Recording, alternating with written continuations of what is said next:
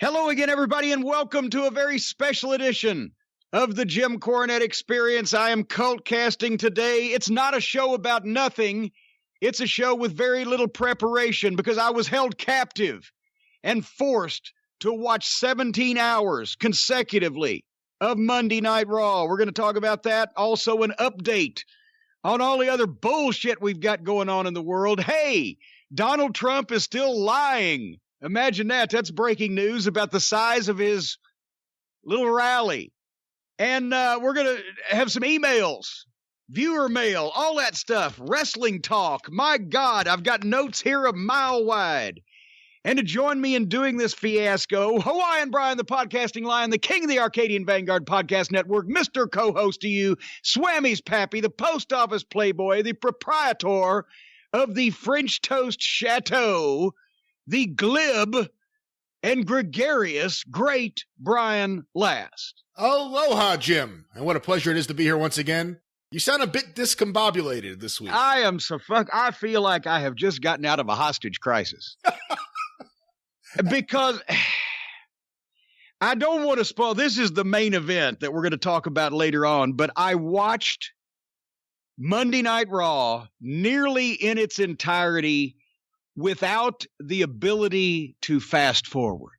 Oh, get out of here. Why didn't you tell me you were going to watch it? I would have watched it too. Because I didn't know. I'll explain later. You'll ruin the main event. But we've got and it just literally, just we postponed the program recording here 20 minutes so that I could fucking gather my thoughts after that. But we're going to talk about the revival and Gable and Rude. And I got a new favorite wrestler, and it's Gable. Oh, he's great. But anyway, the rest of the program, let's start out at the beginning because we have an update on what we talked about last week on how many tickets were sold for wrestling in the United States and Ontario on February 2nd, 1986. And we updated on the drive-through, and if you don't listen to that on Mondays, bad. Shame on you. Shame on you. But we mentioned that somebody dug up the Cincinnati crowd at Riverfront Coliseum for Hulk Hogan and Terry Funk that we had attributed 5,000 to just because we had no idea was actually 10,000. So that upped their total that day. And an old friend of mine reminded me that, or didn't remind me, but let me know because I didn't, that Orlando, the Florida circuit town, we attributed 1,000 to was actually 1,500, and that's when business was down. So that brings the WWF total to 15,000 people for 3 shows that day in Troy, New York, Cincinnati, and Denver. The NWA, 29,000 that day for 10,000 plus. We don't know exactly how much in Hamilton, Ontario, Toronto area, 12,000 in Charlotte, 7,000 in Atlanta. Plus the other territories, Memphis, we attributed a couple of thousand. Florida, we now know 1,500. World Class, we said maybe 500 people. The UWF, Tulsa, a couple thousand people.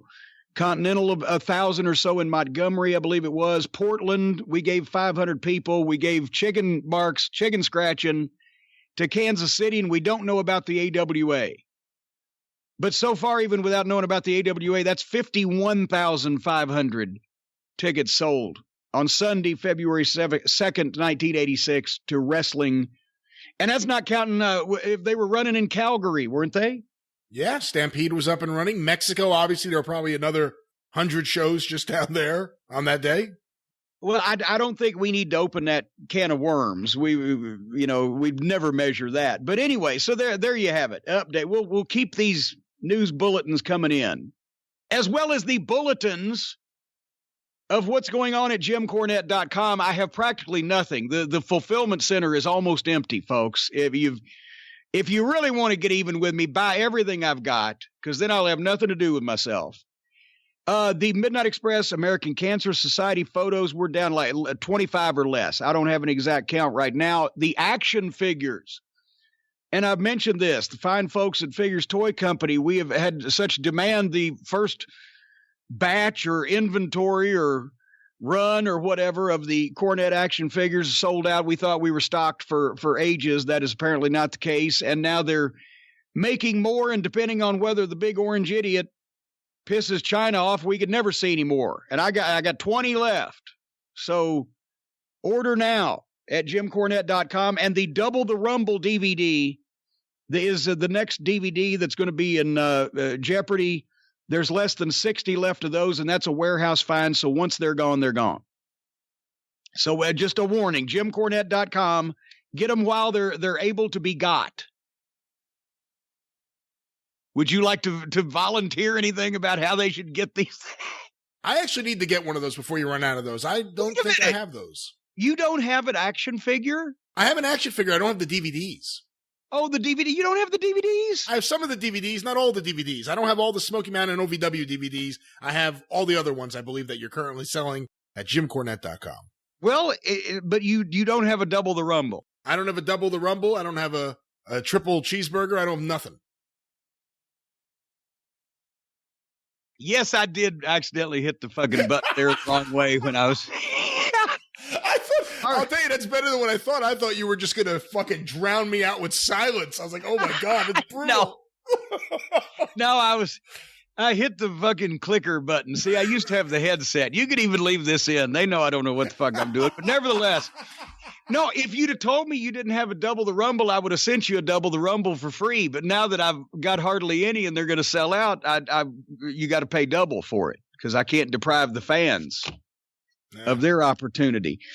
Here's what I don't want to deprive people about. Real quick, before we get to the rest of the program, we're going to run through this like X-Lax through a widow woman, ladies and gentlemen. Chicago, Chi-Town, Chicagoland, it's the place to be. Sweet home Chicago.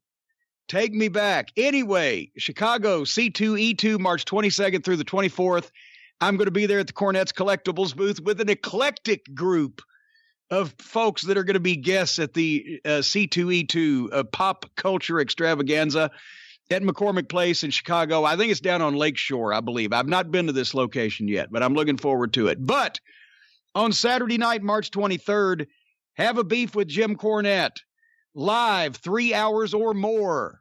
They may not be able to run me out of here, especially if there's beef sandwiches left. Have a beef with Jim Cornette.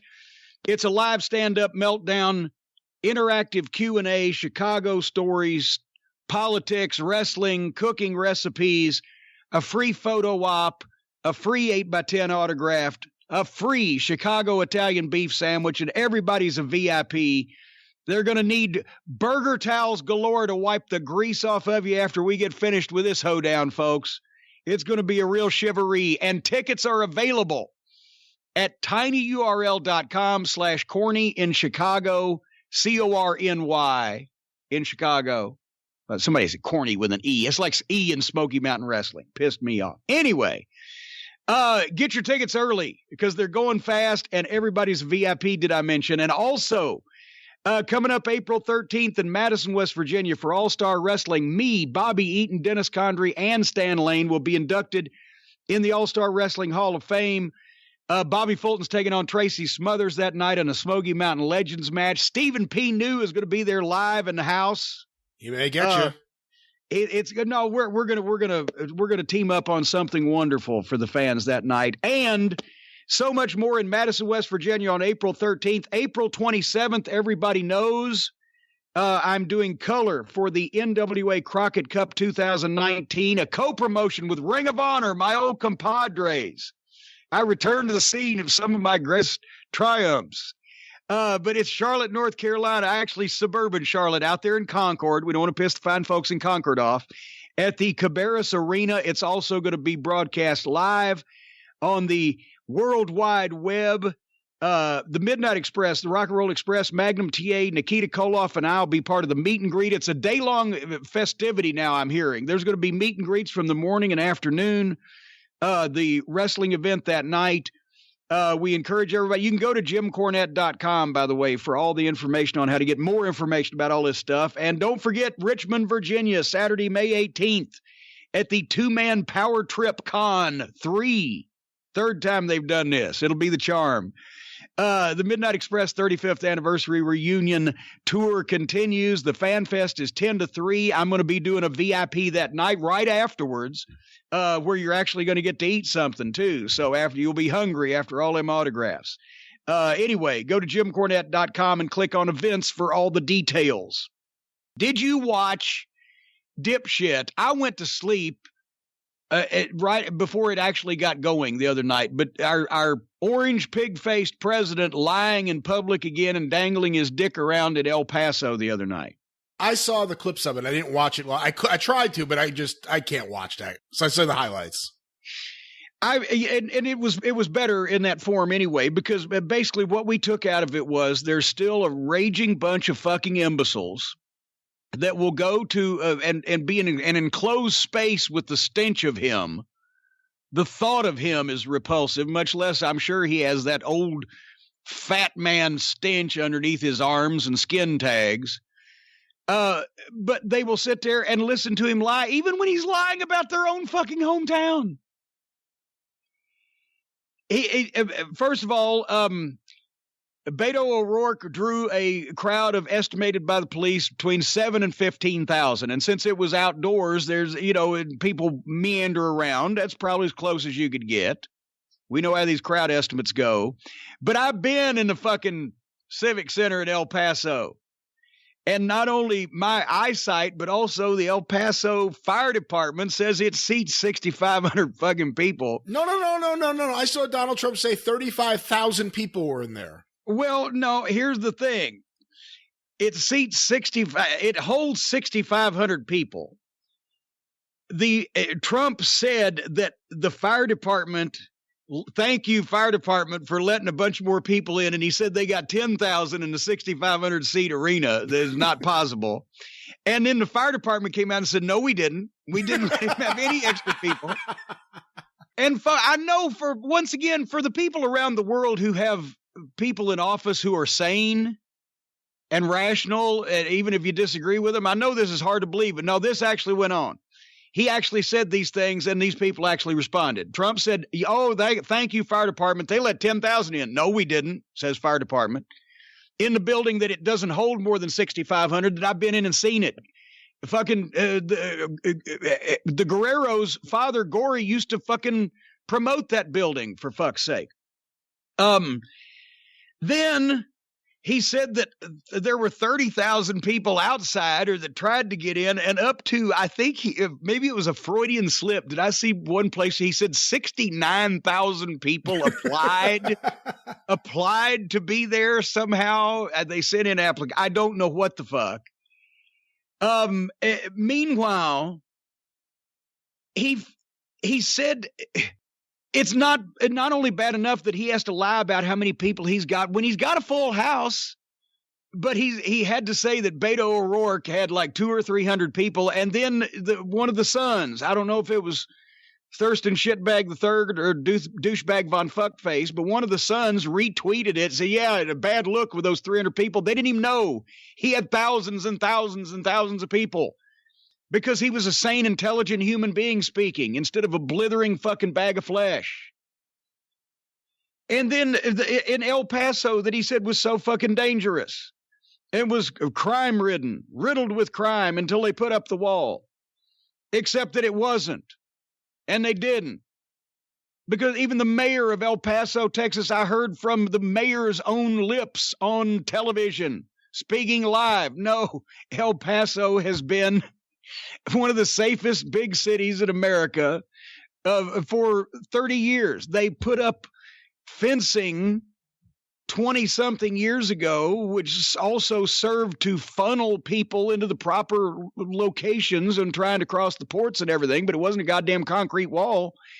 And it had nothing to do with the crime going down, but they actually started doing community policing, where instead of just going in and trying to find all the illegal aliens and kicking them out and beating them up with clubs, they just tried to go in and make friends with everybody and make sure they weren't breaking the law. And son of a bitch, wouldn't you know what happened? Fucking crime went down. And then he has not only the banner, it's like it's Vince. You know, the more I think about Donald Trump is Vince without the good hair and the articulateness and the intelligence and the charisma and any good quality a human could have. He's every one of Vince's bad qualities plus everybody else's all rolled into one. The banner finished the wall. that he hasn't started yet. I guarantee you this fucking psychopath, this fucking lunatic is sitting in the White House endangering everybody's life that I'm speaking to right now with his incompetence and his fraud and his criminality and his narcissism and his egotism. He has heard somebody say, oh, yeah, we put up 70 or 80 new miles of barbed wire and took that old rusty stuff down. Oh, they built the fence. They built the wall. And that's what he's going to, in his feeble little pea brain, that if you fucking rolled it at a goddamn drinking straw, it would look like a kernel of corn rolling into a storm drain. In his feeble little brain, he thinks that they have built walls. So now that's why he's saying, and the puppet-headed fucking idiots that will sit there and listen to a guy lie about their own fucking hometown, they will chant, finish the wall that he hasn't started yet. When the government agencies responsible for fucking knowing about that shit said basically, and I quote, no new wall has been built under this president. And the Republicans won't even come out. Once again, it's like, oh, that's a beautiful suit you got on there, Mr. President. And meanwhile, fucking Pigface is standing there with his tiny little microscopic tallywhacker flipping in the breeze. Good looking suit. Don't it fit nice? What are you doing on your shows this week? Boy, coming out of that, what a great transition that there was. You go. Yeah. Is your little tallywhacker going to be flipping in the breeze? Well, there'll be lots of tallywhacking this week on the Arcadian Vanguard Podcast Network. Of course, the Mid-South Wrestling Television Review with myself and Mike Mills from Booking the Territory. We have been looking at Mid-South Wrestling. We are currently up to the spring of 1982, where, you know, Steve Austin, when he got injured, Jim, you guys found creative ways to keep him on TV and got him hotter than he ever was before. Paul Ellering gets injured, and Bill Watts has him on TV doing workouts with children and overweight fans and weird feats of strength I've never seen before. Hear all about that and so much more. Yes, I remember that we, at the time, a lot of people don't remember, but when you were actually a tape trader in 81, 82, Paul Ellering was going to be the next big in-ring fucking heel. Because he had been a boring, and I love Paul, so I'm not knocking him, but when his rookie year, when he came to Tennessee from Minneapolis, he had just worked up there, and it was just basic, and he had the brown hair and with just the humble personality and the body. I mean, he was, go look up pictures of Paul Ellering in the early 80s. He was a goddamn bodybuilder. His physique was incredible, right? But he was boring as fuck as a babyface in Tennessee. And then I think he may have gone to Georgia first, and then I don't know where, but when he bleached his hair blonde and became Precious Paul, and then had the kind of superstar Graham bodybuilder gimmick, but he started doing these promos and that Mid-South stuff. When you watch that, I couldn't wait, because I would get the tapes, and I couldn't wait for him to get back from his injury, because, you know, he was fucking, this is going to be a great gimmick babyface. And his knees were pretty much shot, I guess, at that point, right? Because that's when he started managing in Georgia. He never came back. They built him up for several weeks with these weird workouts, the Pac-Man Fever or Physical by Olivia Newton-John. By the way, we played the original audio on the Mid-South Wrestling Television Review, not the WWE Network sanitized version, where they cut out a lot of the weird and inappropriate interactions between Paul Ellering, Reeser Bowden, and the children. But you hear all about that and so much more on the Mid-South Wrestling Television Review, available at midsouthpod.com or wherever it is that you find your favorite podcast. Also want to mention Ron Fuller's Studcast. We are now up to Ron purchasing Knoxville from John Kazana, a 2-part episode where we look at the ins and outs of how he put the deal together, how he got the $25,000 to make the down payment, and so much more. Hear that at fullerpod.com. And the 605 Superpodcast, the Mothership. What did you do? What did you do? I think I broke you up, because it didn't hurt me as bad as normal. You kind of went, the Mothership. Let's try it again. The Mothership. Oh, good Lord. All right, everything's working. I just want to double check. Episode 95 is finally out. Hear it now, the longest episode in 605 Super Podcast history with a bonus segment. How long is it? Do I need to shave in the middle? A couple times. And we've added at the last minute, a last-minute segment that we wanted to make sure we got out there. Did you see this video, Jim, that's now going around? We talk about Knoxville. We just did a 2-part Super Studcast for patrons of the Studcast about the 1979 Knoxville War. Oh. Have you seen this video going around now of the Knoxville 5 from 1979? Yes, and that apparently, well, I mean, you know better than I because you're doing the shows, but that apparently is what they were going to leave the town with if they didn't fucking get their way in some respect. And but it didn't get circulated. But apparently, and I just saw Bo James on Twitter say that they shot it in the middle of the night at WKPT in Kingsport with some probably a camera guy that was friends with theirs or whatever. I have a feeling that group did a lot of their meetings in the middle of the night, but you get to hear that audio as well as Ron Fuller's reaction to it on the 605 Super Podcast at 605pod.com and available wherever you find your favorite podcast. And you know what? Also, just to bring up, don't rush your plug because you're burying the lead here. At that point in time, for 5 guys who were identified with the wrestling business and had been in it and had intended to continue being in it, to go to this length on a tape that they even never did actually air or make public, but it was a threat to, holy fuck. And I mean, news didn't travel back in those days before the internet. So, but that would have traveled in wrestling circles. That would have preceded them everywhere they went from then on had that got out then. It's just such, we talk about this a little bit on the show, me and Ron, when we play the audio. It's one thing trying to take over the territory. It's another thing trying to compete against the established promotion. That video is them trying to burn everything down. Yeah. And not giving a shit. Yeah. Plan B, like the final solution. Well, we didn't win this war, so we're just going to fuck everything up on the way out and nobody will ever do business here again. Yeah, and they even threaten other videos that they're going to produce, about homosexuality in wrestling, about what the blade is and everything else.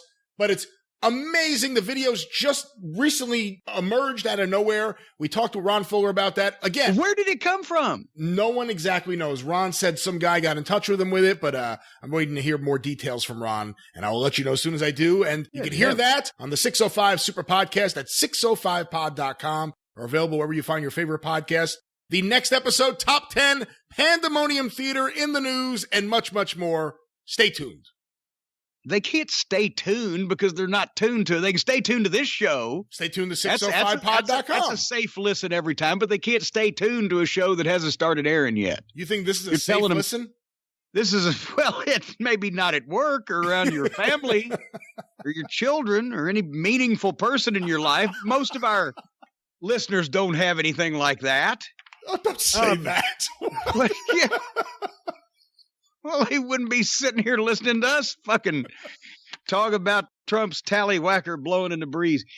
Anyway, we have a couple of viewer mail questions I wanted to just get in here real quick. And because one is brought up especially, I didn't know at the time that I was going to be reporting on Monday Night Raw also when I picked this out. But from Mitch. Hi, Jim. As someone who has been a wrestling fan for over 10 years, it has only occurred to me now how strange the WWE's euphemisms are and how insulting they are to the fans' intelligence. For example, they refer to fans as the WWE Universe and the labeling of wrestlers as superstars, etc. It is really cheesy, but everyone plays along as if it was normal. When celebrity guests come on the WWE shows, you can see the cringe on their faces when they have to use the lingo. Your opinions. Cheers from Australia, Mitch. It is, and this doesn't happen anywhere else in the world on any sports program or any entertainment program where the producers just kind of make up words that they want to use instead of words that are applicable because the boss hates those words. And I'm not, motherfucking Vince when I say this. I'm not, hating on Vince, but it's bizarre and everybody works there knows it's fucking bizarre. He doesn't like certain words or phrases, and part of it is a marketing thing. the marketing department says, what about if we call the fans the WWE Universe? Well, that sounds great, pal. Let's go with that. And then everybody just beats that up. And superstars, superstars of wrestling didn't start with the WWF or Vince McMahon. Georgia wrestling superstars wrestling George Cannon in the 70s. Yeah. There's always been wrestling superstars in the 50s. Dean Silverstone, blah, blah, blah. But I was actually there. It's a marketing thing, but they take it too far because I was there and it was me and I'm sure the Artful Dodger and Vince was there and Shane McMahon, because that's when Shane was working in the office just when he got out of school in the late 90s. And a few of the marketing people, Jim Ross was probably there. I don't know. I can't remember why the meeting was called, but the subject came up and Kevin Dunn, of course, was there. What should we call our talent besides superstars? Wrestlers. How about employees? Well, yeah, there you go. Right. There you go. But they were going, what should we call? And Shane had some ideas. Should we call them this or that? I think it was Shane's topic anyway, but we could call them this or that. I said, it's the World Wrestling Federation. We have wrestling matches in a wrestling ring.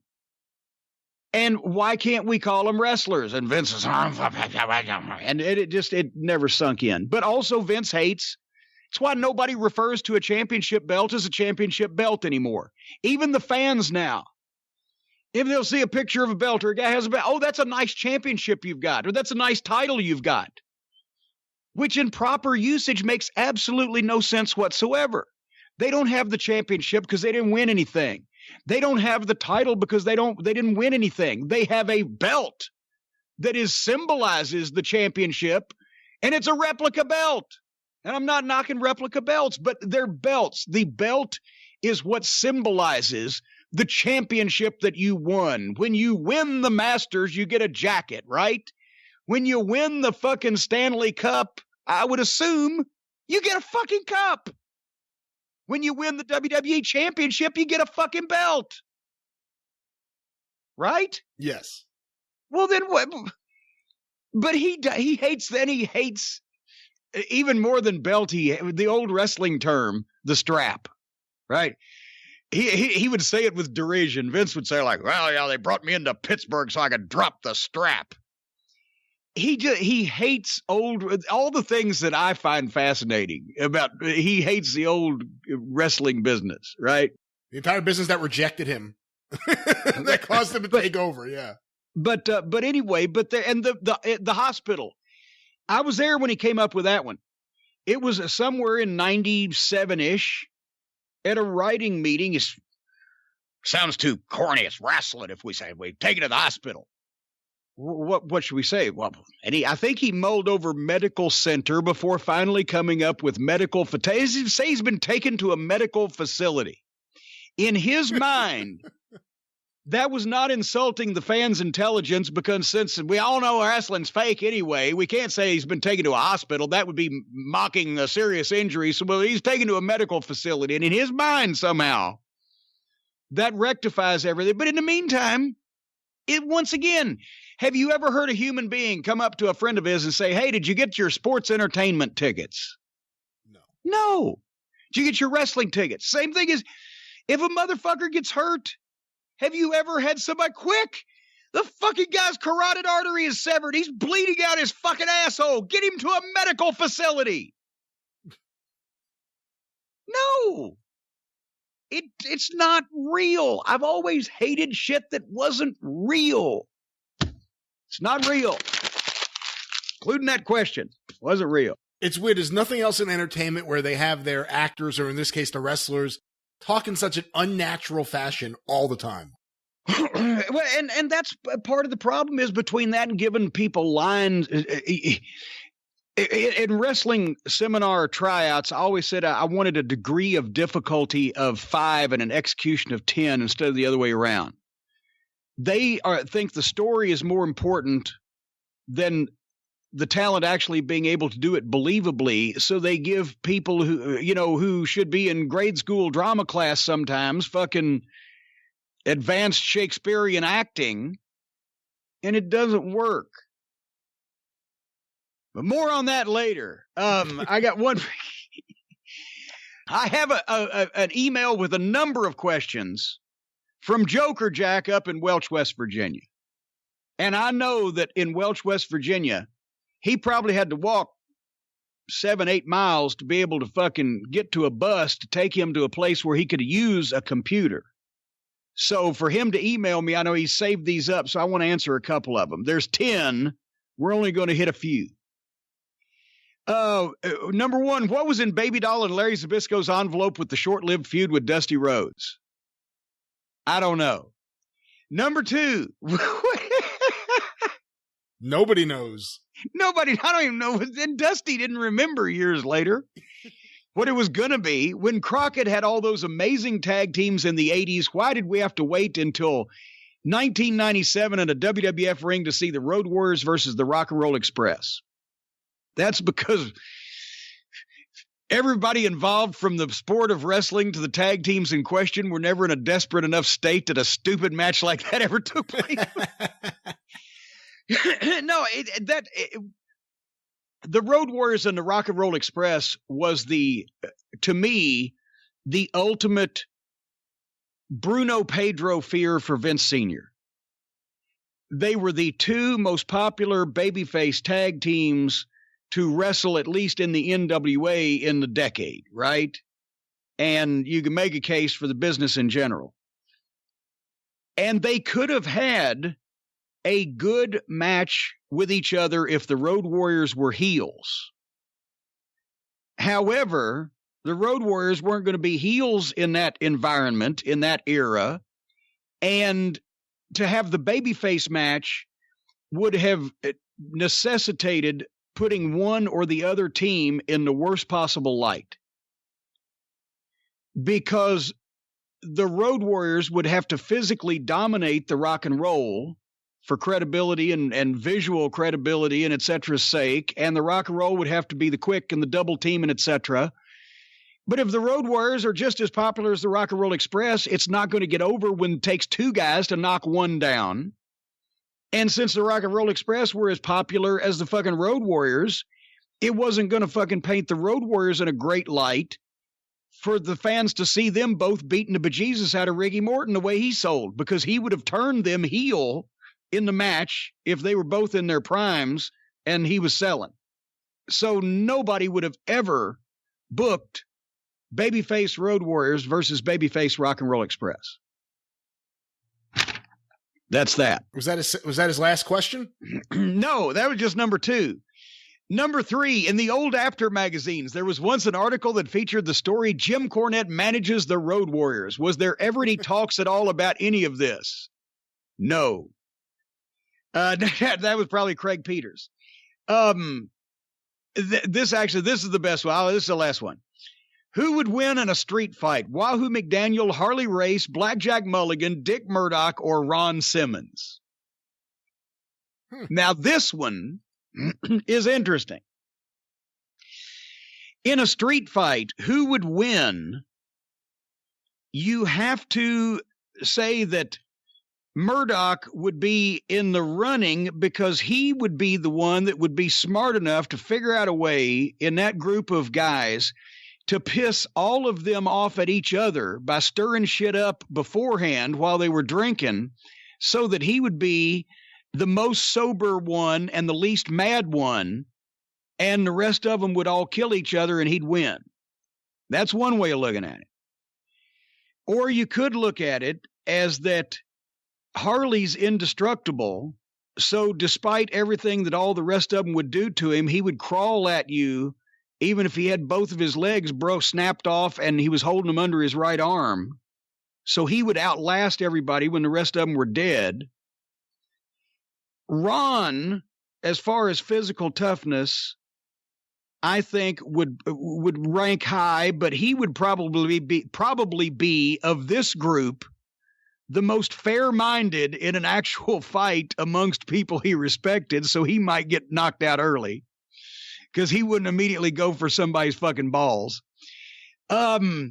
Blackjack, if it was quick and they didn't fucking gang up on him first, would have that fucking, one-punch knockout power, although, once again, he would probably be a lot drunker than Murdoch, and Murdoch had that one punch too, but Mulligan, if it went short, could use some size on him and get the 3 steps of doom behind that 360 pounds or whatever. But goddamn, Wahoo's a little bit of everything. Wahoo was a crazy fucking lunatic, so he'd probably be gouging eyeballs and biting nuts. He was fucking an NFL quality athlete. He wasn't going to wear down. He hits harder than a fucking truck. He's not scared of his own fucking blood. And he's a crazy fucking Indian. So I'm going with Wahoo to outlast everybody or Murdoch to outsmart everybody. What do you think? I think that's a pretty good way of looking at it, actually. I would go with the same thing. You're just trying to get me to shut up, aren't you? No, I mean, what am I going to do, sit here and analyze? Well, what if Ron Simmons was hiding behind a car for this street fight? I don't know. I would go with what you said. Well, speaking of hiding behind a fucking car, I wish I'd have walked out in front of a moving vehicle. So I heard that my boys, the Revival, won the tag team championship. I get the WWE tag team championship or the world, whatever they call it. They got some belts. And I heard it was on Monday Night Raw. And I didn't obviously watch Raw beforehand. I would have had I known that my boys were going to win the belts, but I found out afterwards. I said, but I want to see that match. And I emailed you and you never responded to me because it was, it was quick. I emailed you. I said, how can I see this match? You never got back to me. So I took matters in my own hands. I said, wait a minute. I've got the on-demand gimmick on my cable system, right? I bet USA's got on-demand. I go to the USA and there you go. Monday Night Raw on USA on the on-demand. So I said, well, I'll just but this morning as I was prepping or going to prep some topics to talk about and had some other things planned and also was going to have a little bit more of my shit together. I figured how long is it going to be? 20, 25 minutes. I'll just fucking pop this thing on and fast forward to the match and we'll all be free to pursue a life of religious freedom. Did you know when you're watching a show on demand that you can't fast forward it? Depending on the channel, yes. Well, apparently the USA Network's a bunch of fucking Republicans because you can't fast forward this Raw. And I got a ill feeling when I looked at it first. It says 2 hours and 9 minutes long. That's why I thought Raw was 3 hours. But then I realized they have where they only have like a 30-second spot in some of the breaks, but you can't fast forward anything. So I didn't know at what point in the night that the Revival won the tag team championship. And I was trying to do some other things. I'll just put it on in the background and go on about my business. So I started at the beginning. But as time went on, I was drawn to look over and over again and jotted some things down. And I couldn't concentrate on anything else. But apparently, it's 2 hours and 9 minutes of Raw when it doesn't have the commercials in it. So that's the 3 hours, 50 minutes of your life is spent watching commercials. But what's even worse, the other 2 hours and 9 minutes is spent watching Raw. I thought it went on forever. And I'm not just going to tear this up as far as knocking the talent. I'm going to talk about the way they're formatting this fucking television program. And honestly, they say they want to make new viewers. Here's why they ain't making any new viewers, because they make it almost impossible for someone who hasn't watched the program in quite some time, that would be me, to fucking watch it and to know what's going on. You have to be literally watching and reading the internet and blah, blah, blah to know what the fuck's going on practically every segment. And we will talk about this in a minute. But first, segment 1. I know now why Becky Lynch is over. She can talk. She was fucking great. She talked. Most of the girls, I do not believe. Most of the guys, I don't believe when they talk. I believe Becky Lynch when she talks. Having said that, this was fucking brutal. It was Triple H talking. Instead, they showed the package from the previous week, which is fine. I love their packages. They got a great studio. But then Stephanie talks, Triple H talks, here comes Becky, and she talks, and they do their business. They could have done that in half the time because the people, it's not like the people were going fucking nuts. It's not like it was interaction between Stone Cold and The Rock here. Do they every week still, after 20 years, do they start with 20 minutes of a fucking talk? I believe so, yes. I don't watch regularly, but every time I have, and I've tuned it at the beginning, there's been a 20-minute monologue or speech or series of speeches. Okay, and once again, yes, when you had Steve Austin, when you had The Rock, when you had The Undertaker, when you had people that were insanely fucking over, then you can do that. But what I always enjoyed was starting with some action and billboarding you were going to speak to somebody. In other words, yes, do the last week package as a cold open and identify yourself last week on Raw. And then go into out of that open if you've got a mega level star and you want to start with a promo segment or Mick Foley in one of his personas, whatever. Hit the fucking entrance music and have him coming down the ramp. The people are going fucking berserk. Your announcers, welcome to Monday Night Raw. Here he comes, Mankind, or whatever the fuck, and lay out, let the people react. When he gets up in the ring, gets them going, then you go to a fucking 5-second floor camera shot on camera with your announcers to establish faces to the voices with your lower third chyron, Jim Ross and Jerry Lawler, as they're saying, Stone Cold Steve Austin's in the ring and we're going to wait on The Rock. And then boom, transition your music. And then here you go. And because I didn't see the announcers' faces. Hold on. Where was that? 20 minutes in, 30 minutes in. And that's with no commercials. The first look at the announcers on camera so that we could put faces to those voices. And I don't know that they ever got a lower third. I forgot. But, I didn't know who, to be quite honest, Renee Young was. I've heard a female voice. I didn't know who Graves was. I knew Michael Cole's voice because I know Michael Cole. But they didn't bother for the first 45 minutes on air to even tell us who the hosts of the program were, unless you already knew.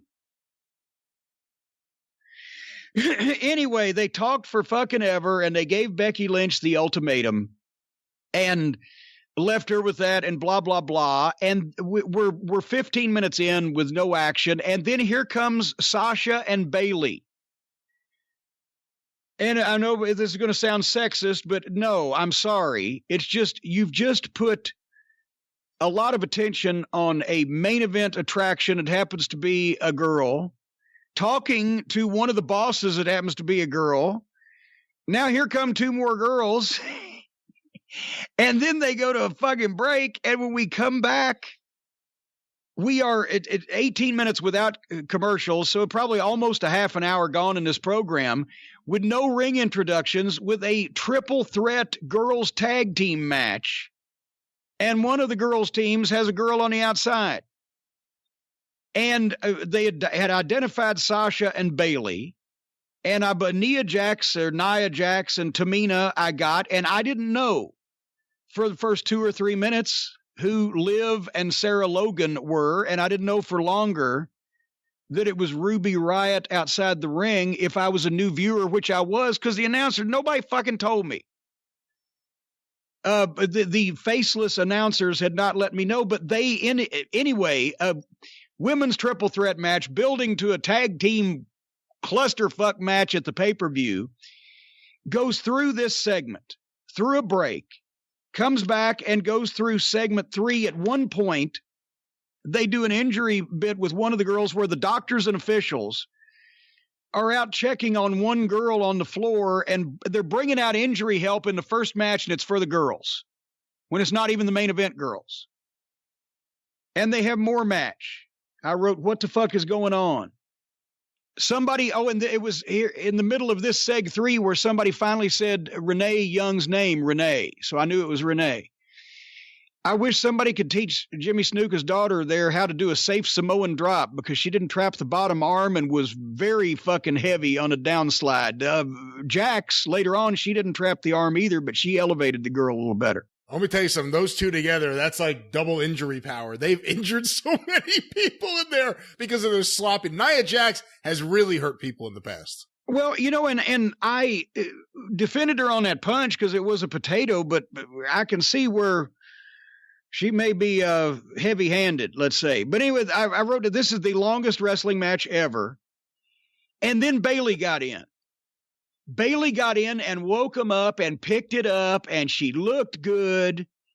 And I'd have rather seen her in a single match against any other girl for 10 minutes so I could concentrate on something.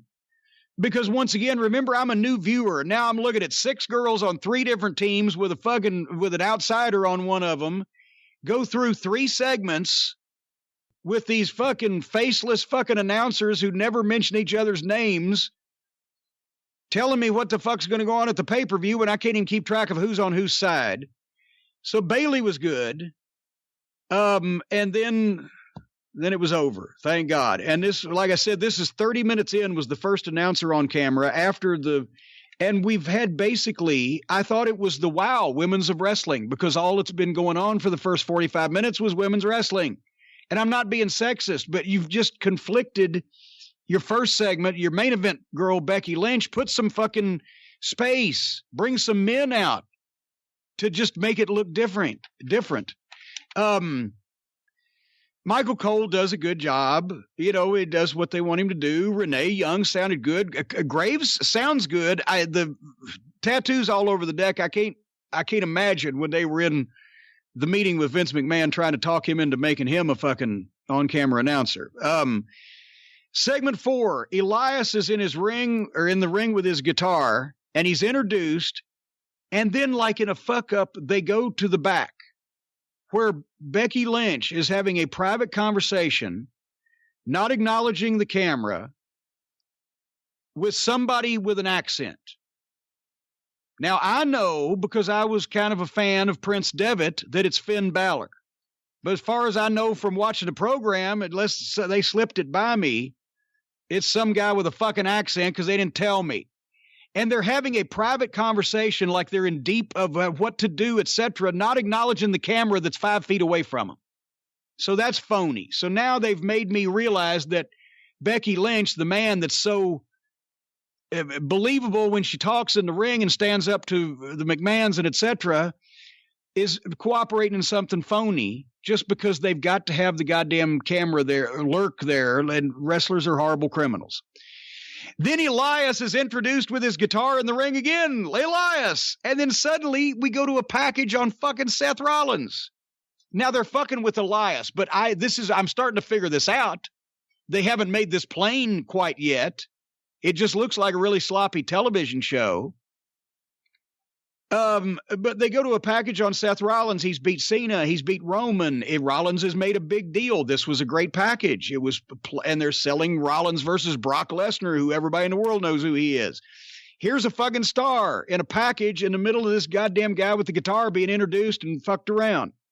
Then they come back and he's introduced again. And then here comes the music and the entrance of whoever the fuck the Lucha House Party are. I wrote down who, what, and they go to break. That was a segment. Elias in the ring introed. Go to the back with Becky and Finn Balor. Elias introduced again, a package to Rollins. Elias introduced again, and here comes the fucking Lucha House Party, and we go to that was a segment. Good God. Once again, if you had your fucking big time stars in your opening interview segment, then in a second segment, you've gone to a match, at a decent match, catch people's attention with some good action. And you have introduced both people and let them have their entrance one after another and let them start wrestling without breaking it up with all that shit. And then your announcers react to what's been said in segment 1 and what it portends for the following rest of the show. Or vice versa. If you started with a match, which was a good match, and got people excited and got them cheering and saw some bumps and people will stop and not switch channels because they're seeing people get beat up, where your announcers billboard the program and talk about who's going to be talked to and the big main event that's going to happen and what announcements are going to be made. You just flip-flop those things depending on what you got.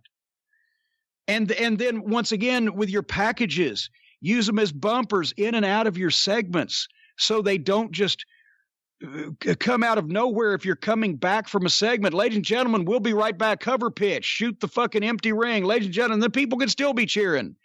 Ladies and gentlemen, we'll be right back with action. But first, we want to take a brand new look at the fucking movie, Fighting with My Family, and go to your spot and come back out of it and you got some action. Or pitch to something that happened last week. Or pitch, my God, to comments that somebody had. And identify who they are, and then come right back out with some music playing and the people cheering again and some action going on of some kind or an entrance. Don't just fucking, this thing looks like it was edited in a mix master. And this is shit the WWF used to do. This is where I learned a lot of this shit. They're not doing it now. So anyway, the Lucha House Party. We come back in Seg 5, I think it was. They're still in the fucking ring with Elias. And Elias is pissed. Now the underneath talent are having fucking long, drawn-out, scripted promos. And all we've still yet seen is a goddamn scrambled eggs women's match in the way of action. And we are fucking an hour into this program with commercials, I'm sure, because it was 40 minutes without. So finally, the Lucha House Party wants Elias to sing, and he sings badly, but that's the idea, because he's a heel, obviously. A song, Knockin' Grand Rapids, which was kind of cute, and if this had been a 90-second thing he did before he had a match and beat some fucking people up, I would have enjoyed it. I'm sure he wrote it himself. I hope he did. That was the 90 seconds of this fucking thing, or less, that I enjoyed. Then the Lucha guys give him the big thumbs down to absolutely no reaction, because now the people are starting to show the signs of giving them a goddamn vaudeville show instead of a wrestling event when they paid big money for fucking tickets, and they're sitting on their hands. Thumbs down, no reaction. The littlest luchador wants to play the guitar, and Elias gets mad because he does it kind of well for a second, and he breaks another one over his head and leaves the ring. And while this guy on the Lucha House Party is selling Knocked Out, Renee says, "Oh, poor Callisto." It would just like, oh, the poor little fucking circus midget. You know, what the fuck? What is this? Is this vaudeville? Is this community theater? Is this a goddamn lodge in the Catskills is putting on a fucking show? And then here comes Bobby Lashley for an entrance, and they go to the break.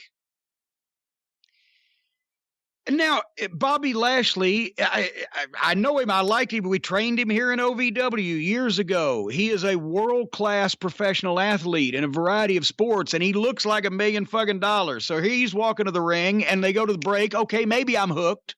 I want to see what's going on. We come back. It's more of the girls talking in the pre-tape in the back where they're trying to talk to Becky about what, or maybe this is about the tag team thing or whatever, but more girls talking in the back on pre-tape. When this big beast was coming to the fucking ring and I was hooked. And I, you know, then we come to find out that Lashley's just out there to watch the match. It's going to be between Finn Balor, who, once again, I'm a fan of Balor, Devitt, whatever. But why is he, it looks like somebody Lashley could pick his teeth with, but he's working with Drew McIntyre, who I'm sure he knows because McIntyre's from the UK, and Drew McIntyre looks like $1 billion, and I've seen him several times, and I've always liked his work. So they're going to have a match. Okay, I'm into this. And Lashley and Leo Rush, now they've made him a manager / stooge, because I think Vince saw him and said, seriously, he's fucking what, 130 pounds? They have a match. Remember the marathon girls, 6-man scrambled eggs, whatever the fuck? Yeah. These guys have a match for 3 minutes. And what they did was okay. But they have a match for 3 minutes, and then Lashley interferes for the DQ. And they get some heat on fucking Balor. And then Kurt Angle saves. And then Baron Corbin comes in. And then here comes Braun Strowman. And they have a big schmoz, and they go to the break. off of that. I'm thinking, okay, this was kind of abrupt. I would have rather seen, these guys go a little while. Be careful what you ask for. Because this was starting to remind me now of a show that like they used to have at like Memphis at the TV station, or they had in Knoxville one time when there's a blizzard and only like 6 guys get there for the whole show. And all of a sudden you got to fucking start getting creative, right? We come back from the break and now there's a 6-man tag in progress. And we are informed by Michael Cole, well, during the break, we made a 6-man tag. What the fuck? And the same 6 guys, Baron Corbin's in street clothes. I'm not opposed to this angle. I've done it before, but let the people see all of it. The best part is where the fucking, I'll make the 6-man tag and the heels say, oh, no, we don't want to. And the baby faces are yes. And the people screaming, at least you know what the fuck's going on. No, we went to the break. These guys this one guy got the shit kicked out of him. A bunch of people ran in. We go to break. We come back. Now a 6-man's in progress. And one of the guys is wrestling in street clothes. The top stars supposedly in this match are making tags by slapping their partner on the back or on the shoulder. Oh, that drives me up the fucking wall. And I mean, I don't know why it happens, or it's like I've seen guys do it that went through the OVW program where I would almost fine people and crucify them for doing it. They just lose their standards when they get out of the proper environments. But a tag in a tag team match to show that it actually means something is hand to hand when the guy on the apron has either one hand on the turnbuckle or is holding the tag rope and both feet on the fucking apron of the ring. Hand to hand, feet on the apron, holding the buckle or the rope. That's a legal tag. All the different ways to blind tag, all the fucking sleight of hand tags and the different things, yes, you can play with, but it has to be that. Because that's legal and that's the way you do it. I didn't just make this up. It's fucking rules of fucking wrestling that nobody listens to anymore. So they're just slapping each other on the fucking back. They go through this whole segment. I had not seen Kurt Angle wrestle in some time. He has put on some weight. And I mean, it's not like he can carry weight. I thought he looked better physically when I saw him last. He was very light, but he has gained weight in his neck. And that bothers. And if you watch Kurt, he doesn't turn his head. He doesn't bob his neck up and down. He runs and moves with a very unusual body language. And I have to think that his neck is not in the greatest shape. And I don't know whether, I'm not trying to retire somebody, but I worry about him because he is so. He's got more guts than anybody in the world. He'll do anything. He's doing those fucking German suplexes. He did one on the floor. It was a safe one, but still with his neck history. But I hope he does not do too much. Anyway, we left that segment and we come back in the next segment and there's more of the 6-man. In a lot of cases, they either don't pitch to the break. They just do the break spot and they just put emphasis on a word. And then a commercial. Yeah. And a commercial. Or elsewise, if they do pitch, they won't acknowledge anything when they come, but they won't do a reset. I always love Jim Ross's resets. Let's say you went to break in the middle of Flair and Steamboat. Why would you, right? But if you did, at the top of the program, and I always used to not only do this on the OVW show, but also we would cue the referees on the Ring of Honor show, TV show. If we did have to take a break, we would always come up right at the beginning of a rope running spot. We wouldn't come up on a hold. We wouldn't come up even on throwing punches unless it was a real great Donnybrook in the corner or whatever. Because when you come up in the middle of a rope running spot, it makes the people think, well, the action has continued since we last left, and you do a short reset. Steamboat into the ropes off, Flair with a hip toss, misses the elbow, arm drag. Ladies and gentlemen, we're back for the NWA World Heavyweight Championship. It's Ric Flair defending against Ricky Steamboat. And through the commercial break, blah, blah, blah. And you go from there. You don't just fucking pop back up and they're just hanging out or doing something you don't understand or just picking it up in the middle. Fuck, it's sloppy. Finn Balor sold. He got the shit kicked out of him. Then they went into a 6-man schmoz where Kurt Angle got taken out, and Braun Strowman, the monster that I understand turned over a semi-trailer truck, got hurt and was left out on the floor for, I assume, what the people in the building were looking at for about 5 minutes from the way that I was seeing it. But after Balor had sold and got the shit kicked out of him, they have a 6-man schmoz. Then Balor makes a big comeback, and he's went from 0 to hero in fucking 60.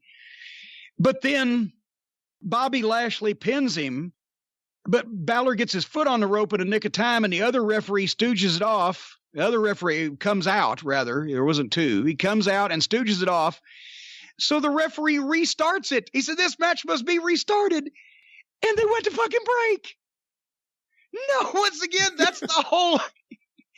It's a big pop when they restart a match. But when we come back, because see, remember now, Kurt Angle has been taken out because he got injured because he got run into the fucking barricade. And Strowman got knocked over on the floor or somewhere, but it wasn't like he was hit by a truck or run over in the Channel 5 Memphis parking lot. So we assume he's still it. But when we come back, we find that in Seg 9, I think this fucking 6-man is still going on. What started with Bobby Lashley's entrance in the bottom of Seg 5 and the top of Seg 9, now it's a 6-man, but it's Finn Balor 1 against 3. And once again, I understand everything they're trying to do here. You just can't do everything in the same fucking match. They're trying to tie 16 angles together. They're trying to fucking get Balor as the underdog. Now it's Balor 1 against 3, but what kind of referee restarts the fucking match when the guy has no partners? It's supposed to be a babyface pop to restart the match when the fucking guy got his leg had his leg on the ropes and shouldn't have been pinned, but not if the restart of the match leads to his certain doom. You're giving him a break to restart the match so he can have a chance to win, not get murdered. I don't know where the fuck they're going. And then Strowman is outside on the other side of the rail. It has to have been 5 minutes. But then he gets up and he gets in the ring and makes a comeback. And he beats everybody up, and then he runs around the ring on the floor, and I've never met this guy. And he's got a great look, and I've heard that he's over, and I've seen him do a couple of brief things, but he's hitting some shitty-looking shoulder tackles that the guys are just flying for, but he's not... If he hit tackles like this on a Bill Watts show, Bill Watts would have him showing him how to hit him with tackles in the locker room afterwards. Kurt Angle comes back out. There's a big schmoz. Braun Strowman power slams Lashley, and Balor beats him. So the little guy got the win after the big monster set it up. I understand all that, but God, this was like a fucking day in the middle of this program. And I can't fast forward. Did I mention that? And I'm like, where is the fuck is the revival? So then we go to a package on Kevin Owens's return. He's literally bowling. It looks like he shot this with his phone, and I bet he shot it with his phone. And he's bowling at a bowling alley, and he says it'll be about a month before I come back from my knee surgery. Kevin Steen, the guy who does those witty, sharp promos, they had nothing for him to say but to take a video with a phone. He's in a bowling alley, and then he gets up and he bowls and he rolls a gutter ball, which was a metaphor for the fucking whole promo. He looked like some fucking, I'm not just saying this because it's Steen. He looked like some indie guy in a fucking bowling alley because that's what he was. He was an indie guy. But this is how they're promoting this guy's return. and he looks lighter, like he's lost weight after his knee surgeries. If only somebody could have brought up in say, the year 2011, Kevin, as the way you work and as hard as you work at your weight, you're going to have problems with your back and your knees. You should lose weight. Perhaps he would have not had to undergo these surgeries. Nevertheless, guess what we get when we come out of Kevin Owens on his cell phone in the bowling alley? Do we finally get the revival? Oh, fuck no. Okay. We get the entrance of Nikki Cross, another girl. And once I'm coming off anti-girl wrestling, and no, I love Ronda Rousey. I just professed love for Tessa Blanchard. I've just said Becky Lynch is a great promo, and I love Charlotte Flair, but I didn't tune into the wide world of women's fucking wrestling or the fucking never-ending six-man tag. Here comes Nikki Cross, but then we go back to Becky Lynch still mulling over the decision on whether she's going to have to apologize to the McMahons to get into the WrestleMania match with an unnamed girl interviewer that I think she mentioned her name, Charlie, and I've heard the name Charlie Caruso. So I assume but there's no Chiron. Now she's got an interviewer. So now she's got an excuse to be on fucking television and acknowledge the camera that's in front of her. And it's just a brief thing, nothing that, that was very pithy, and she walks off. Then here comes Ruby Riott. Here's another fucking thing. If you're going to have a goddamn match, and there's a real blatant example of this here coming up, but if you're going to have a goddamn match, if the people in the match, whether men or women or midgets or whoever, is going to be taken in any way seriously as stars or somebody you should watch, don't have a goddamn entrance while you're talking about something else, then go to something else that doesn't have anything to do with that match, and then come back to the other half of it. Because and then don't go to a break. They went Nikki Cross entrance, Becky in the back, Ruby Riott entrance, and then the break. And I don't know about you, but I'm going to check to see if there's other options, if I was able to, than Ruby Riott and Nikki Cross at this point. But then when they come back at the top of Seg 10, we've got a plug from the Grammys of Instagram coverage of the Titus O'Neil or somebody at the Grammys, which I mentioned using those bumpers at the top of segments, but not when you've already broken up the entrance of the match and had that on the other side of the segment to begin with, where I can't even remember who's supposed to be fucking wrestling, and then just go to the ring and bing, bing, bing, there they are. And there's another girls' match. And during this girls' match, they had Becky and Ronda Rousey face-to-face in the back talking while the match was going on, which took a fucking box in the corner and was made subservient to the girls in the back talking. And then they came out and the match was still going on, and poor Ruby Riott was losing hair extensions everywhere. They did a spot I liked where Nikki Cross trapped Ruby Riott inside the apron skirt and peppered her, which is a fun thing. But my God, Jesus Christ. Finally, Seg 11, here comes, guess what? The Revival. Seth Rollins, but I'll take it at this point. And he comes out, and I love Seth Rollins. He's in jeans, shoes, and a T-shirt.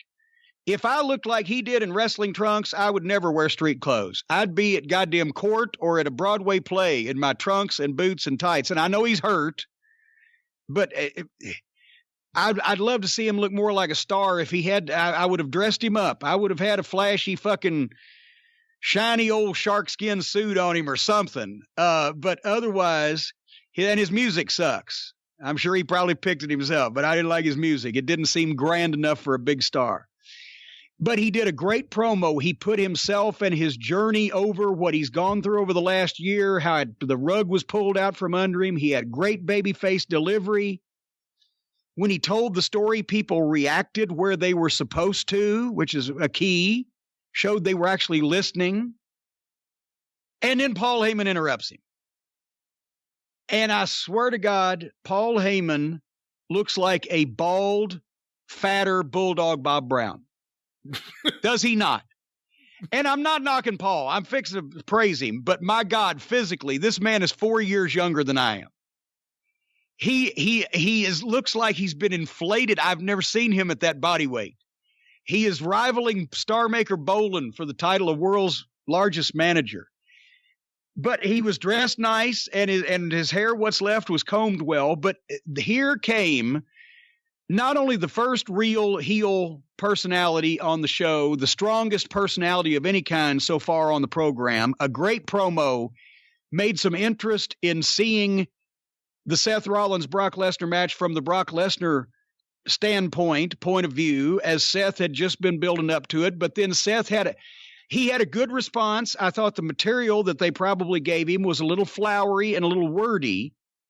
I would have had him hit the point a little shorter and with a little more passion in his voice and just fire up a little bit more. I know he's a laid-back guy. But they set up a match. Yeah, I'd kind of like to see what's going to happen here from this. Of anything on the show, if it made me want to watch a match, it would be Seth Rollins and Paul Heyman here. But then, help me out with this. Dean Ambrose, music, and he has his entrance while Seth Rollins is still in the ring. Heyman's gone, right? He confronts Rollins in the ring. There's an anticipation. I know they were members of the Shield, right? I guess they left on bad terms last time we've seen them together. They were in opposing viewpoints. I guess. I don't know. Okay, it seemed like that's the way the announcers were alluding to. Once again, you know, the storied history, checkered past or whatever. Ambrose looks at him, takes the microphone, and I know I've heard Dean Ambrose ask for his release and whatever the fuck's going on with her, not ask for his release, but he's not renewing, right? He's not happy creatively. That's happened to many people. I can certainly understand that. Yeah. But apparently either this is his gimmick or he just does not give a fuck and is waiting for his goddamn contract, because he just took the microphone and said, "Slay the beast," about with that much enthusiasm, and then fucking walked out of the ring and left and sat down by the fucking announcer at ringside where Seth could have the ring and leave. Popcorn fart. What the fuck? I believe I did hear something about that. Apparently there was much more scripted for him, and he decided to whittle it down to just feed the beast. Well, it was whittled all the way down. It was, yeah, that was the biggest flat, and the people were like, "Huh?" Like, they sound like Harley Quinn when she doesn't understand something. Huh? And then they go to the break. Dean Ambrose is apparently going to wrestle. Stay tuned, folks. Well, boy, if he's as a fucking fired up, pissed off fireball personality in the ring as he is on the microphone, I can't wait to see this. I thought they quit making Quaaludes. So anyway, so he's fucking hanging out at ringside. We go to break after saying "Slay the beast." We come back in top of seg 12, I guess it is at this point. I've lost track. A sit-down promo with another girls team in the girls 6 team, whatever the fuck's going on. But meanwhile, we've established there's a guy that's supposed to be wrestling out in the arena. And here comes Dean Ambrose versus EC3. EC3 gets a uninterrupted entrance with the music and the spotlight and a ring introduction. And I've met this kid a couple times, and he seems like a nice kid, and I've seen him work live once or twice, and he's a good athlete. Obviously, you couldn't really tell what anybody could do in fucking TNA, but he got an uninterrupted entrance and a ring introduction. I don't know why they kept the EC3 name, because once again, I'm a new viewer. I hear from his music, he's a 1%er. The announcers kind of led me in that direction if I already knew the story they were telling anyway. But nobody ever explained why as a matter of fact, Renee Young even mentioned, well, who's EC1 and EC2? If the announcers are making fun out of the fact they don't understand your fucking name, then the promotion has not done a good job in explaining your fucking name. If they were going to keep EC3, they needed to explain it, because it was a TNA in joke. I'm not knocking the guy. I'm trying to figure out how I, as a new WWE viewer, am supposed to know what the fuck he's about. Dean Ambrose is the one guy I wrote down that should, in the WWE, wear a T-shirt when he's fucking wrestling. My God, has he been ill? Has he been injured? Has he had streptococcal pneumonia or diphtheria? Whooping cough? Does he always look like this? Yes. And here's what I wrote down, and then you can see why I'm a mark, because I can still be foiled and fooled. I wrote down this is a good match mechanically to get EC3 over. Obviously, they're having Ambrose do the job on the way out to get the young man over. He looks like an athlete. He looks like he could break fucking Dean Ambrose in half. Ambrose is not even he's not even tanned. He's not making an effort, which I can understand if he's been unhappy. But my God. So I think it's a good match mechanically to get EC3 over, but EC3 needs facials and body gaga to fit his gimmick. He's got one straight ahead face. He needs arrogant face. He needs elitist face. He needs to laugh and taunt his opponents and the fans and look down on them and point at them and body gaga and facials to go along with a 1%er. Think $1 Million Man. Ha ha ha ha ha. What the fuck? Was he just, I'm counting my money here, don't interrupt me? No. He had the facials and the gaga. That's what EC3 needs. They did a spot where EC3 charges into the fucking post and boom, and goes straight to the floor. It looked great. But then Ambrose just drops down in the ring because he's been selling and he moved. So EC3 has to get back into the ring for Ambrose to start his comeback. So that was a blah fucking spot for a comeback opportunity. Then as Ambrose is going to the top, EC3 leans over and jerks the ropes. He crotches him. Ambrose takes a nice bump in. And I'm thinking, okay, here he'll catch him with his fucking finish. EC3 goes to pick him up and he sunset flips him. Ambrose doesn't, beats him. 1, 2, 3, beat EC3. What the fuck? Well, then you've killed the fucking new kid you just gave the entrance to. And the music and the blah, blah, blah that has some upside for a guy that just said, well, I'm not going to renew my fucking deal. And he looks like shit. And I'm sorry if he's a good worker. I haven't seen much, if at all, of Dean Ambrose, to be quite honest with you. But this was not a great introductory. And so he slayed the beast. Guess what we went to from there? Another women's sit-down interview. You are correct. Becky and another one of the girls in the back still deciding whether or not to apologize. And I missed if that girl was identified or not. And then guess what came up? The Revival. No. Oh. Bobby Roode and Chad Gable. Glorious. They have... I don't know if you've seen it. They shine the spotlight on them. They have the glorious music. Glorious.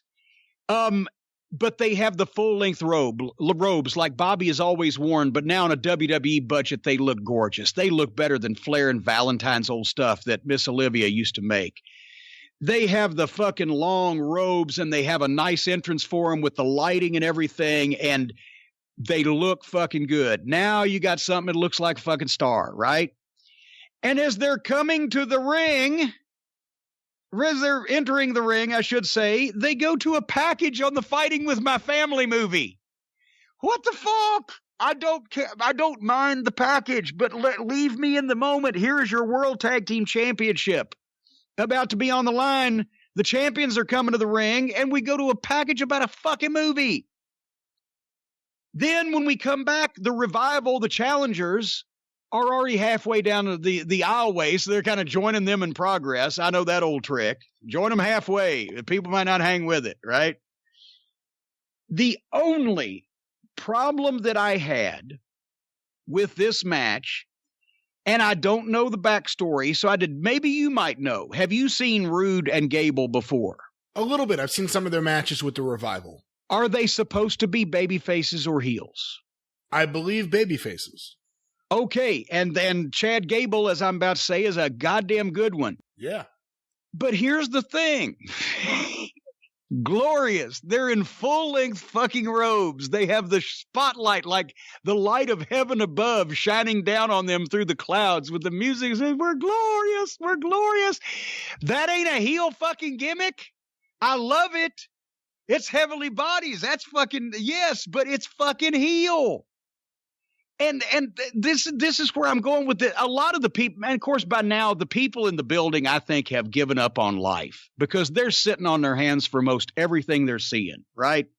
Except and Heyman got them, right? And a few big unexpected spots. But for the most part, this is the quietest goddamn. Maybe they're all quiet now these days. I don't watch the show regularly. But I remember when the wrestling crowds used to be jumping up and down and screaming during most whatever the fuck was going on. They're sitting there, you can tell. But once again, here, when Gloria starts working, this is a goddamn second coming of a classic territory babyface team. Physically, everything they did. And Gable is so much better than the last time I saw him. And he was good then. They were having those good matches. What was it, American Alpha? American Alpha right? Versus the Revival a couple years ago. And that was only like a year or so into his career then. Oh my God. First thing is Wilder and Gable, they locked up and snatched a headlock. We are better than 2.5 hours into this fucking fiasco. And that's the first time I actually saw two guys lock up and snatch a headlock. And then they did one tackle drop down hip toss and did it beautifully. A wrestling spot. They started a tag team match with a lockup and then went into a fucking wrestling spot. And Gable's fucking hip toss was fucking sharp. The Midnight in the Rock and Roll got a little plug there. I like Gable's arm drag is smoother than Steamboat's. I know that's sacrilegious, but it was beautiful. Gable and Dawson did some great chain wrestling. And then they built their first big spot where Gable did that diving double clothesline off the top, sort of like the Midnight Southern Boys Baltimore Bash match when Steve Armstrong came off the top where they were misdirected, that flavor of that. Into a Gable and Rude double blockbuster suplexes. Then Gable, he dove out and then moonsaulted. And I will say that I'm sure the camera covered because it was not obvious, but you saw Gable up there forever. The camera covered Revival waiting to catch him because the one thing I noticed about Gable, every time he goes up to the top rope to do that moonsault or the turnaround crossbody, I'm sorry, it looks beautiful, but he's up there too long with his head turned and sitting there, even when some guy is not in position because he knows the guy's going to be in the position. That's the one thing I caught on him. But anyway, this first segment was incredible. It flew by. I don't know how long it was, but it seemed like it was 60 seconds compared to the rest of this fucking draggy ass show, right? They started a match, started building it, built up some big double spots and payoffs, and then gave them a nice break spot where everybody's laid out. So at least if you're going to take a break, there's a pause in the action. It looks somewhat natural. We come back in the next segment just in time to see Gable making a good comeback and a good run there. And the Revival fed him in all the right places. But they had gotten just a smidge of heat on Rude so they could get the main set of heat on Gable. So as he makes the comeback, he shines like a new penny. And then they do the great heat spot where they fucking snatched him over the top rope with, I can't remember whether it was Dash or Dawson that sprung him on the outside, but it is a double team neck springer. And now the Revival is aggressive and got on him. Dawson's belly to back. Holy shit. Not only does he take the guy up sharp, he gets some air and he fucking lands flat. And I'm sure you can fucking feel it. But it's very crisp. They did an homage to the Midnight Express, the atomic leg drop, which is basically you pick your partner up for an atomic drop, but you drop him into a leg drop across the prone opponent. And they did it better than the Midnight. It just perfect, actually. They isolated Gable, prevented the fucking tag to Rude, and then finally, when it looked like he might be able to get it, they spin around and they jerk Rude off and they fucking put him out on the floor. That was good tag team strategy. Of course, they'd already done it in that fucking impromptu 6-man fiasco. They'd done some flavor of that, but this was working. And now the people in any other territory or era or even in any other company in the United States today would have been going ape shit over this match, but they're still kind of sitting there because they've been really wrong. They've had to watch a lot of fucking really bad German shit porn to get to the part with the attractive women here tonight. So they're starting to get into it, but they go to the break with Rude on the floor. They come back. They immediately went to a hot tag, and I would have milked it a little more because as soon as they came back on the air, see that commercial break, and I only had to watch just a few seconds of black because it was the goddamn on demand. But a 4-minute break, you go from getting heat, all of a sudden come back and there's the tag, you've spoiled it. So I would have delayed that a little bit more if I could have, and maybe made the tag more of a surprise. He was all kind of close to him anyway. But Bobby Roode is a comeback machine. And he looks better than he did in TNA 10 years ago. I've always been a fan of his. I think he's Arn Anderson in terms of body language and always being in the right place, everything making sense. Everything he did in this comeback and all the tag team stuff they started to do, it didn't look like it was some choreographed, contrived bullshit where everybody was flipping through and emerging unscathed. It looked like it was more impromptu, snatch and grab, surprise. they had the proper facial expressions and the proper body language instead of just going by rote from one thing to another. It was ba-boom, ba-boom, ba-boom. You could see shock. You could register oh, shit, whatever the fuck. So they finally got a great false finish on Rude, and they had a series of great babyface team reversals and counters, and finally, I can't remember exactly what it was now because I'd seen so much. But they hit a big false finish on fucking Gable that woke the crowd up and got them into it more. But then the Revival hit a blind tag, which was perfect and done exactly like it was supposed to be done. Fucking over the top of the head, but the tag hand to hand with your partner on the apron and his feet on the ground.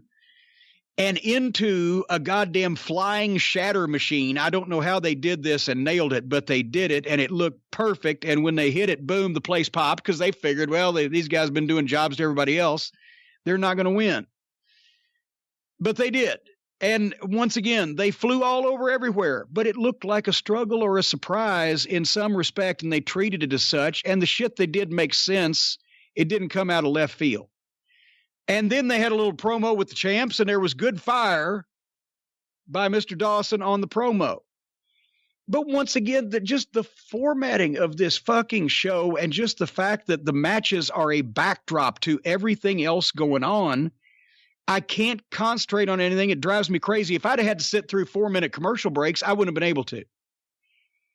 It's almost, the matches are either interminable or of secondary importance to everything else going on, or both at the same time, except for that. And then, by the way, I don't know what decision Becky Lynch made, because by that point we had to tape in 10 minutes and I didn't give a fuck. I came to the show to see my favorite tag team win the World Tag Team Championship, and I did. And then I left because I had other things to do. So maybe they should have put that goddamn decision on before. And imagine what kind of stars people would think that the tag team champions were if they came on after Becky Lynch and Ronda Rousey and Charlotte and the McMahons and all the other stuff, and the change of the World Tag Team Championship was the last part of Raw, and the place went off with the fucking team standing there with the belts and the people screaming because they'd seen a great match presented as a main event and milked throughout the show. Or don't. Remember the end of Mid-South Wrestling when they would have the expiration of time match? Raw is like that in that everything is expiration of time, but there's nothing but time. It's just endless time. And actually, once again, some people got way more time than they needed. Some people didn't get enough time. Some people, I have to assume, weren't on at all. Is this all the people they have in fucking WWE that appear on Monday Night Raw? Were we missing some? Half the roster is on Raw. Half the roster is on SmackDown. And also, I'm assuming there are other... Well, no, I mean the Raw roster. Is this the whole Raw roster? I don't know for sure, but that's a lot of them. Fucking hell. Anyway, I'm sorry, but I'm mostly creative and formatting, and some of this is violating rules that I learned, as I said, when I was working in television production in the WWE. But I thought that they did a poor job of the show flow and the programming of such. It's too little professional sports and too much infomercial.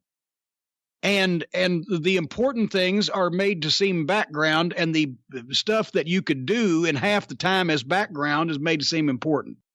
So I don't know, but I liked that tag team match, and I thought Seth Rollins and Paul Heyman did a heck of a job, and it was a long time to wait to get to it. Sometimes you watch Raw and you just wish that Bob Roop and that crew had succeeded in killing the business. Oh my God. All right, I don't know what we're going to do next week, but I can guarantee you one thing we're not going to do, and that's we're not going to review next week's Raw.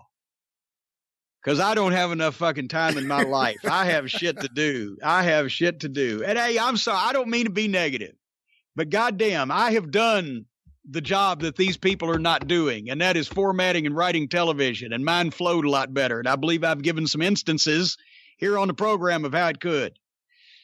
But otherwise... come see me in Chicago or Madison, West Virginia or Charlotte, North Carolina when we broadcast a real wrestling program with a lot of great tag team matches. Or go to JimCornette.com and get some of the stuff that's about to be sold out. Or listen to the drive-thru on Monday that'll give you a taste of what we will present you here next week on The Experience. Can you think of anything else they need to do? YouTube.